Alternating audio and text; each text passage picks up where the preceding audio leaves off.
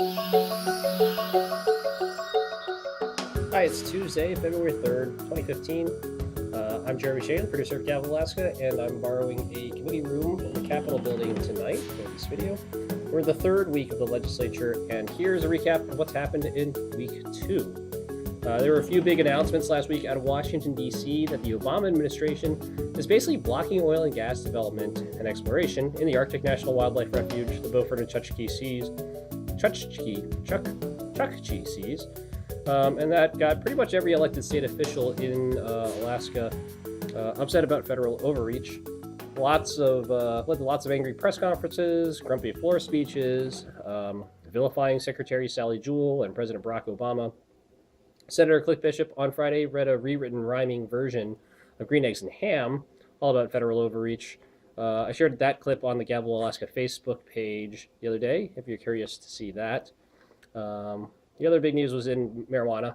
The Judiciary Committee hearings on how the state will handle marijuana legislation, they kind of got set aside for a while. The House and Senate Judiciary Committees weren't thrilled about the draft that they got and sent it back for more work. I have read up more about how that works since my last video. Basically, the bill left most of the criminal statutes on the books regarding marijuana, saying marijuana is still illegal. With the exception, and this is in the bill, and it just created all these exceptions, except under circumstances X, Y, and Z. It seemed like the consensus among legislators was that wasn't really in the spirit of the ballot initiative that we all voted on in November to legalize recreational marijuana.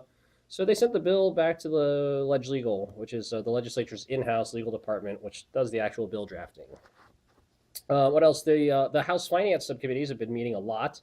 There's many of them, one for basically every big department of the state government. We've been covering them. We haven't been covering them much ourselves, but we'll carry all the legislative affairs agencies' in-house coverage of those meetings on our website. There's a lot of them, so and they tend to meet at odd hours with nebulous agendas, so they're hard for me to predict what will happen in them without following them closely. If you've been following them and know of controversial department cuts to be discussed, please give me a heads up.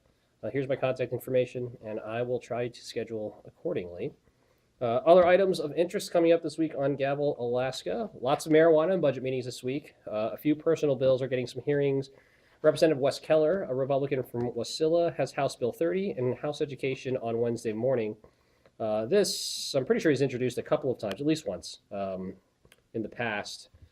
It would require Alaska seniors to take one semester on the founding documents of the United States. So specifically the Constitution, the Bill of Rights, Articles of Confederation, the Declaration of Independence, and the Federalist Papers, etc. Representative Tammy Wilson, a Republican from North Pole, has House Bill 4 up in House Judiciary on Wednesday. HB 4 deals with AEDs, or automatic external defibrillators. Those are those portable electric zapper boxes, basically, that you use to jumpstart someone's heart if they're in an emergency. Clear that thing. So there are laws on the books that say if you're using an AED on someone in an emergency, you aren't liable for civil damages if it doesn't work out well for the victim. It's basically a Good Samaritan law. You don't want to discourage someone from trying to save someone's life because they're afraid they might get sued later on. The law also says if you're providing the AED or supplying it, like perhaps the building manager of the Alaska State Capitol, you're eligible for the civil protection too, so long as you properly maintain the AED and fulfill a few other requirements. Representative Wilson's bill basically rolls back the requirements for the providers of the AED to be eligible for the civil protections.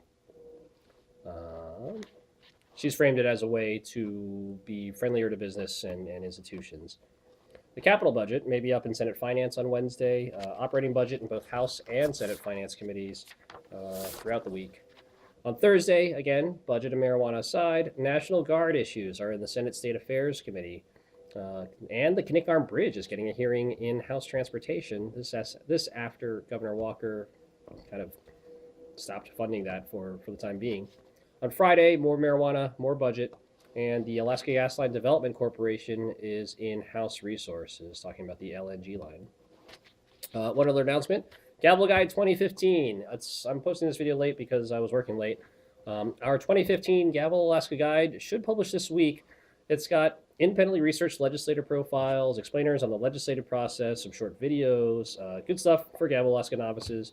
Think of it as an easy to read reference or primer to familiarize you with how the legislature works and some stuff on how to use our website a little bit better.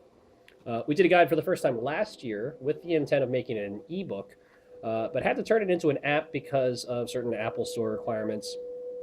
We ended up jumping through a bunch of hoops that, on reflection, probably weren't worth the trouble, since we were just shrinking our audience by making an app. It was only for tablets, I guess. So this year, we're building the guide for the web natively. You'll be able to get to it on 360north.org under the Gavel Alaska tab. I'm spending a lot of time this evening kind of updating it and re-researching a few items and doing some copy editing and things like that. Okay, more next time.